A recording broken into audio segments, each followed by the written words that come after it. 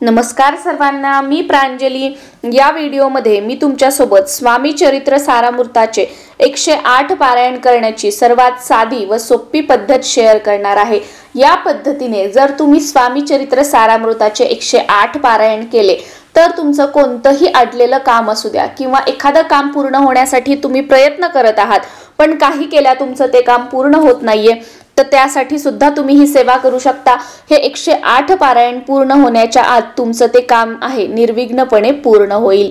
श्रद्धा आणि विश्वास मात्र हवा। त्याचबरोबर ही सेवा तुम्ही स्वतःसाठी, जसं की स्वतःचं घर व्हावं, नोकरी लागावी, लग्न होण्यासाठी किंवा अजून काही गोष्टी असतील, अजून काही तुमच्या इच्छा असतील तर त्यासाठी करू शकता। आणि घरातील इतर मंडळींसाठी म्हणजे बहीण भावासाठी, भाऊ बहिणीसाठी, आई वडील आपल्या मुलांसाठी, जसं की तुमच्या मुलाला तुमच्या मुलीला चांगला जॉब लागावा, त्यांचं लग्न व्हावं किंवा तुमच्या मुलाला तुमच्या सुनेला संतान प्राप्ती व्हावी, तुमच्या मिस्टरांवर कर्ज असेल तर ते कर्ज फिटावं यासाठी, किंवा हे तुम्हाला फक्त उदाहरण दिले आहेत, या व्यतिरिक्त अजून काही गोष्टी असतील तर त्यासाठी सुद्धा तुम्ही ही सेवा करू शकता। म्हणजे तुम्ही सगळं काही करून थकलेले आहात आणि तुम्हाला रिझल्ट मिळालेला नाहीये तर ही सेवा तुम्ही करून बघा, तुम्हाला याचे खूप चांगले अनुभव येतील। आणि आपल्यापैकी काही असे 1-2% ताई व दादा आहेत त्यांनी ही सेवा केलेली आहे पण त्यांना अनुभव आलेला नाहीये, तर तुम्ही सुद्धा त्यापैकी असाल तर या व्हिडिओमध्ये तुम्हाला तुमच्या सेवेचा अनुभव का आला नाही याचं उत्तर सुद्धा मिळून जाईल। कोणत्याही गुरुवारपासून तुम्ही या सेवेला सुरुवात करू शकता। तुमच्या घराच्या आजूबाजूला तुमच्या शहरामध्ये जर स्वामी समर्थांचं केंद्र असेल तर एक दिवस अगोदर, म्हणजे आपण गुरुवारी सेवा सुरू करणार आहोत तर बुधवारी तुम्हाला एक नारळ आणि खडीसाखर घेऊन जायचं आहे। केंद्रात सुद्धा मिळतं, तुम्ही तिथे घेतलं तरी सुद्धा चालेल। नारळ आणि खडीसाखर घेऊन महाराजांच्या समोर उभं राहायचं आहे। नारळ खडीसाखर आपल्या हातामध्ये धरायचं आहे।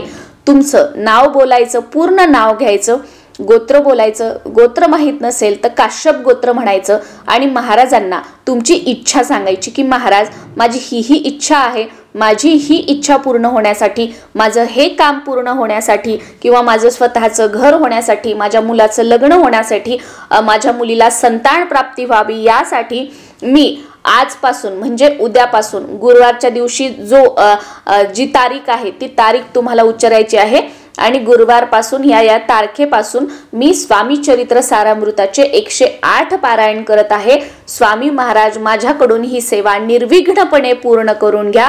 ही सेवा करत असताना माझ्याकडून काही चूक भूल झाली तर त्याबद्दल मला क्षमा करा आणि जी काही सेवा मी करत आहे ती अगदी मनापासून करणार आहे याचा तुम्ही स्वीकार करा व माझी जी इच्छा तुम्ही सांगितलेली आहे ती परत एकदा बोलायची आणि ही इच्छा पूर्ण व्हावी, आपण माझी इच्छा पूर्ण करावी अशी मी आपल्याला प्रार्थना करते, विनंती करते असं म्हणायचं आणि त्यानंतर ते नारळ आणि खडीसाखर केंद्रामध्ये तिथे आपल्याला अर्पण करायचं आहे। आता हा काही संकल्प नाही, हे महाराजांना आपण साकडं घातलेलं आहे की महाराज उद्यापासून मी ही सेवा करणार आहे, ही सेवा माझ्याकडून निर्विघ्नपणे पूर्ण करून घ्या, या सेवेमध्ये काही अडथळे आणू नका म्हणून आपण महाराजांना साकडं घातलेलं आहे आणि महाराजांना आपली इच्छा आपण सांगितलेली आहे केंद्राजवळ की ह्या इच्छेसाठी मी ही सेवा करत आहे म्हणून। आता दुसऱ्या दिवशी सकाळी गुरुवारी संकल्प जो आहे, बऱ्याच जणांना प्रश्न पडतो की ताई संकल्प सकाळी करावा की ज्या वेळेला मी स्वामी चरित्र सारामृताचे पठण करत आहे त्यावेळेला करावा। तर बघा, तुम्ही सकाळी संकल्प केला तरी सुद्धा चालतं किंवा जेव्हा तुम्ही सारामृत वाचणार आहात त्यावेळेला संकल्प करून तुम्ही वाचायला सुरुवात केली तरी सुद्धा चालतं, काहीही हरकत नाही। संकल्प फक्त पहिल्याच दिवशी करायचा असतो, परत परत करायचा नसतो। आता पहिल्या दिवशी संकल्प कसा करावा हा व्हिडिओ आपल्या चॅनलवर आहे, तो तुम्ही बघू शकता। त्या व्हिडिओची लिंक मी खाली डिस्क्रिप्शन बॉक्समध्ये तुम्हाला देत आहे। तो व्हिडिओ बघून त्या पद्धतीने तुम्ही संकल्प केला तर नक्कीच तुमचं जे काम आपण म्हणतो ना संकल्प से सिद्धी, तर नक्कीच जी कोणती तुमची इच्छा असेल ना ती 100% पूर्ण होईल, तुमचा संकल्प जो आहे तो पूर्ण होईल। आता संकल्प झाल्यानंतर समजा तुम्ही सकाळी संकल्प केला तर दुसरा प्रश्न येतो तो म्हणजे स्वामी चरित्र सारामृताचं पारायण कधी करायचं। दररोज जर सकाळी तुम्ही पारायण केलं तर अतिशय उत्तम, म्हणजे गुरुवारी तुम्ही संकल्प केला आणि लगेच सारामृताचं पारायण केलं तरी सुद्धा चालेल। पण पहिला दिवस आहे, तुम्ही सकाळी संकल्प केला आणि दिवसभरामध्ये तुमच्या वेळेनुसार तुम्ही पारायण केलं तरी सुद्धा चालेल, किंवा जेव्हा तुम्ही पारायण करणार आहात दिवसभरात त्यावेळेला तुम्ही संकल्प करून पारायण केलं तरी सुद्धा चालेल। पहिला दिवस ठीक आहे, पण दुसऱ्या दिवशीपासून ते पूर्ण 108 दिवसांपर्यंत एकच वेळ ठेवण्याचा प्रयत्न करा। आज सकाळी वाचलं, उद्या दुपारी वाचलं, परवा संध्याकाळी वाचलं, असं करू नका। हे स्वामी चरित्र सारामृताचं पारायण सकाळपासून संध्याकाळपर्यंत तुम्ही कधीही करू शकता, पण वेळ जी आहे ना ती तुम्ही एकच ठेवा। जसं की पहिल्या दिवशी तुमच्या वेळेनुसार वाचलं, पण दुसऱ्या दिवशीपासून ठरवायचं की मी रोज सकाळीच वाचणार आहे, किंवा मी रोज दुपारी या वेळेमध्ये वाचणार आहे, किंवा मी रोज संध्याकाळी दिवे लागणीला वाचणार आहे। हो, कधीतरी अडचणी आल्या, कधीतरी अचानक काही गोष्टी घडल्या, तर त्यावेळेला समजा तुम्ही रोज सकाळी वाचत होते आणि कधीतरी अडचण आली आणि तुम्ही संध्याकाळी वाचलं तर चालतं, कधीतरी असं केलं तर चालतं, पण दररोज तुम्ही सकाळ दुपार संध्याकाळ असं करताय तर करू नका। आता या सेवेसाठी पूजा मांडणी करायची का? तुमचं घर मोठं असेल, तुम्हाला पूजा मांडणी करायला जागा असेल तर आवर्जून 100% तुम्ही पूजा मांडणी करा आणि तिथे बसून 108 दिवस तुम्ही पारायण करा। पण घर लहान आहे, घरामध्ये लहान मुलं आहेत, पूजा ठेवत नाहीत, एवढी 108 दिवस मी पूजा ठेवू शकत नाही, तर अशा वेळेला देवघरासमोर बसून तुम्ही वाचन केलं तरी सुद्धा चालतं। बऱ्याच ताई व दादांचं असं आहे की घरात आम्ही सेवा केलेली आमच्या घरातील लोकांना पटत नाही, मग अशा वेळेला मी माझ्या बेडरूम मध्ये किंवा इतर कोणत्या रूमवर गच्चीवर बसून सेवा केली तर चालते का? तर हो, चालते, पण जागा 108 दिवस एकच ठेवण्याचा प्रयत्न करा। 108 दिवस तुमचं बसण्याचं आसन एकच ठेवण्याचा प्रयत्न करा, कारण ती जागा, ते आसन दररोज तिथे सेवा करून तिथे एक प्रकारची ऊर्जा तयार होत असते आणि ती ऊर्जा जी आहे ना दररोज तुम्ही ज्या वेळेला वाचन करता तर त्यावेळेला ती वाट बघत असते, तुम्ही कधी वाचन करता, कधी हे ती ऊर्जा, आणि त्याच जागेवर बसून त्याच आसनावर जर आपण सेवा केली ना तर आपली इच्छापूर्ती जी आहे ना ती सुद्धा लवकर होते, आपल्या अपेक्षेपेक्षा जास्त फळ आपल्याला मिळतं। म्हणून म्हटलं जातं की जागा पण एक ठेवा, वेळ पण एकच ठेवा आणि आसन पण ते एकच ठेवायचं आहे। आता पूजा मांडणी करायची असेल तर कशी करायची? एक चौरंग मांडायचा, त्यावर वस्त्र अंथरायचं, स्वामींचा फोटो असेल तुमच्याकडे तर तो ठेवायचा, मूर्ती असेल तुमच्याकडे तर ती ठेवायची आहे। आता इथे तुम्हाला जर हवं असेल तर तुम्ही कलश सुद्धा मांडू शकता, कलश मांडणी करू शकता। आणि दुसरं म्हणजे तुम्ही एक नारळ आणून तो फक्त नारळ ठेवला समोर तरी सुद्धा चालतो। आता कलश मांडायचा असेल तर समोर तांदळाची रास टाकायची, त्यावर हळद कुंकू अर्पण करायचं, तांब्याचा तांब्या ठेवायचा, त्यामध्ये स्वच्छ पाणी भरायचं, हळद कुंकू टाकायचं, 1 रुपयाचं नाणं, सुपारी, त्यावर आंब्याची 5 पानं किंवा नागवेलीची 5 पानं ठेवली तरी सुद्धा चालतात आणि त्यावर पाणीदार 1 नारळ ठेवायचा आहे। नारळ आपल्याला कोणी ओटीत दिलेलं किंवा आपल्याला कुठे मिळालेलं नारळ नसावं, आपल्या स्वकष्टाने आपल्या पैशाने आपण नारळ आणायचं आहे आणि ते ठेवायचं आहे। घरी असलेलं नारळ तुम्हाला जर वापरायचं असेल तर वापरू शकता, पण ते जे नारळ आहे त्यातलं पाणी आटलेलं नसावं, पाणीदार नारळ नेहमी कलशावर ठेवावं। या पद्धतीने तुम्ही कलश मांडणी करू शकता, पण कलश मांडणी करण्यापेक्षा एक पाणीदार नारळ विकत आणायचं आहे आणि ते महाराजांच्या समोर तुमची इच्छा बोलून तुम्हाला ठेवायचं आहे। अगोदर आपण संकल्प केला, त्यानंतर ते नारळ आपल्या दोन्ही हातामध्ये धरायचं, त्या नारळावर 1 फूल टाकायचं, त्या नारळाला हळद कुंकू अर्पण करायचं, आपली इच्छा बोलायची आणि तिथे समोर ठेवायचं आहे आपल्याला, एका बाजूला ठेवायचं त्या चौरंगावरती आणि ग्रंथ ठेवायचा। ही झाली पूजा मांडणी। आता तुम्ही कलश मांडला असेल तर त्या कलशातलं पाणी प्रत्येक गुरुवारी तुम्ही बदलू शकता। पाणी बदललं तरी सुद्धा त्यामध्ये 1 रुपयाचं जे नाणं आहे, सुपारी आहे, प्रत्येक वेळी आपल्याला तीच टाकायची आहे। आणि जे आंब्याचे पानं आहेत किंवा नागवेलीचे पानं आपण कलशावर ठेवलेले आहेत ते जेव्हा सुकले तेव्हा तुम्ही परत ते ठेवू शकता, जर तुम्हाला इझिली मिळत असतील तर। आणि मिळत नसतील तुम्हाला आंब्याचे पानं वगैरे जवळपास कुठे, तर अशा वेळेला तुम्ही ते पानं सुकले की काढून टाका आणि त्याच्यानंतर फक्त जो नारळ आहे वरचा तोच तसाच ठेवला तरी सुद्धा चालतं। आणि ही पूजा मांडणी करणं शक्य नसेल तर देवघरासमोर बसायचं आहे, देवघरासमोरच ग्रंथ ठेवायचा आहे आणि तिथे बसून आपण आसन ठेवून, आसन एकच ठेवायचं, देवघरासमोरच बसायचं। तुम्ही जर बेडरूम मध्ये तुमच्या सेवा करत असाल तर आसन एकच ठेवायचं, बेडरूम मधील जागा एकच ठेवायची आणि वेळ सुद्धा एकच ठेवायची आहे। या पद्धतीने आपल्याला सेवा करायची आहे। आता रोज स्वामी सारामृत वाचन करत असताना स्वामी स्तवन तुम्हाला म्हणायचं आहे, त्यानंतर 1 माळ कमीत कमी श्री स्वामी समर्थ या मंत्राची घ्यायची आहे।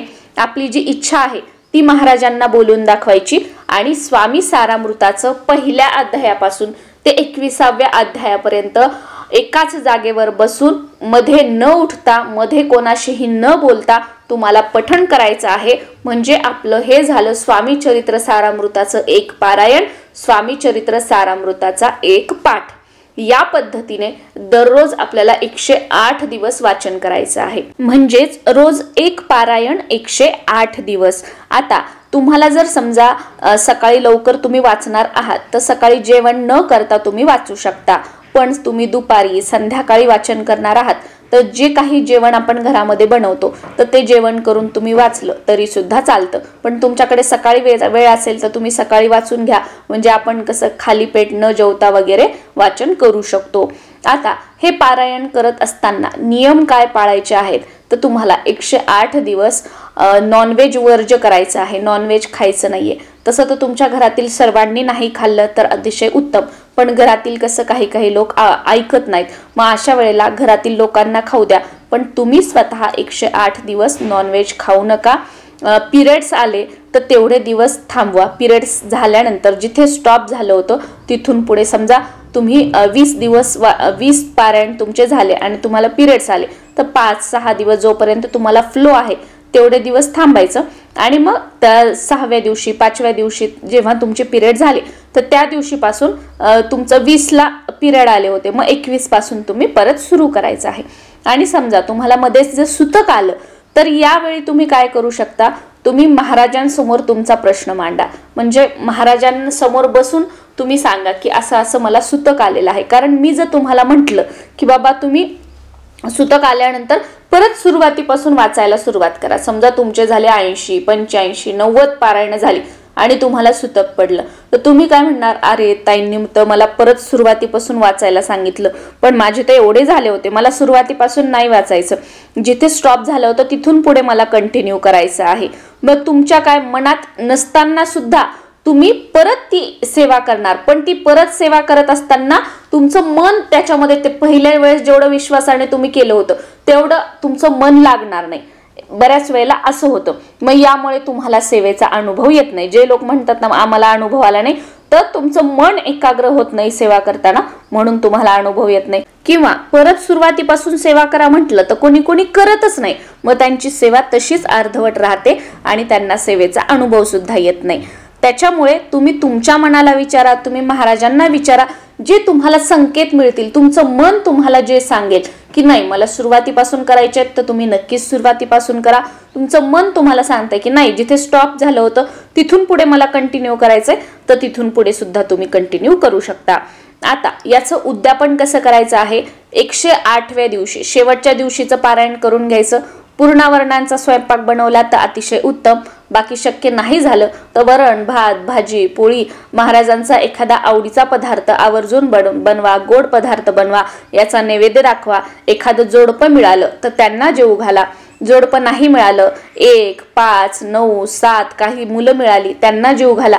तीही नाही मिळाली शिदा वाढून घ्या.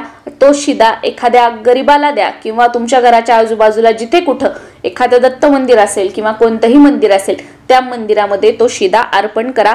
काही दक्षिणा त्यासोबत यथाशक्ती 11 रुपये 51 रुपये 101 रुपये जे काही 500 रुपये तुम्हाला वाटतं ती दक्षिणा सुद्धा त्या मंदिरामध्ये दानपेटीमध्ये अर्पण करा. या पद्धतीने आपण साधं सोपं उद्यापन करू शकतो. आणि ब्रह्मचर्य वगैरे काहीही पाळण्याची गरज नाही. तुम्ही मध्ये कुठे गावाला वगैरे गेलात तर तुमच्या घरातील इतर मंडळींनी हे वाचन केलं तरी सुद्धा चालतं. तुम्हाला पिरियड्स आले तुमच्या घरातील इतर मंडळींनी वाचलं तरी सुद्धा चालतं. तुम्ही ते काउंट करू शकता. पण सुतक आल्यानंतर सेवा पूर्णपणे स्टॉप करावी लागते. अनुभव न येण्याचं अजून एक कारण म्हणजे तुम्ही फक्त कोणीतरी सांगितलं आहे, दुसऱ्या कोणाला अनुभव आलेला आहे म्हणून ही सेवा करताय. तुम्ही वाचन तर करताय पण तुमच्या डोक्यात काय की त्याचं एवढ्या दिवसात त्याला दुसऱ्या व्यक्तीचं 15 दिवसात काम झालं होतं, माझंही 15 दिवसात काम होईल, माझंही एवढ्या दिवसात काम होईल. म्हणजे तुम्ही सेवा करताना तुमचं त्या कामामध्ये लक्ष, की मला कधी अनुभव येतो, याचा तर असा अनुभव आहे, मग सेवेमध्ये तुमचं लक्ष नाही। जोपर्यंत सेवा करताना तुम्ही एकाग्र मन तुमचं करत नाही, सेवा करत असताना फक्त स्वामी आणि तुम्ही, ना डोक्यामध्ये कोणते विचार, ना कोणाला अनुभव आलाय, ना तुम्हाला कोणी काही सांगितले, असं एकाग्रतेने तुम्ही पारायण करत नाही, तोपर्यंत तुम्हाला अनुभव येत नाही। आणि तुम्हाला अनुभव आला नाही म्हणजे तुम्ही एकाग्रतेने सेवा केली नाही। त्याच्यामुळे हे सगळं खोटं आहे किंवा सेवा अशी आहे मला अनुभव आला नाही, तर का आलं नाही एकदा स्वतःला विचारून बघा की 108 दिवसात मी एकतरी पारायण निस्वार्थपणे एकाग्रतेने केलेलं आहे का? आणि ते असेल तर 100% तुम्हाला सेवेचा अनुभव हा येणारच येणार आहे। नसेल आला, परत एकदा महाराजांना शरण जा, परत पारायण करा, 100% महाराज तुमची जी अपेक्षा आहे ना, तर त्या अपेक्षेपेक्षा जास्त देतील आणि कधीही तुम्हाला महाराजांकडे काही मागायची गरज पडणार नाही, एवढं भरभरून महाराज तुम्हाला देतील। नमस्कार।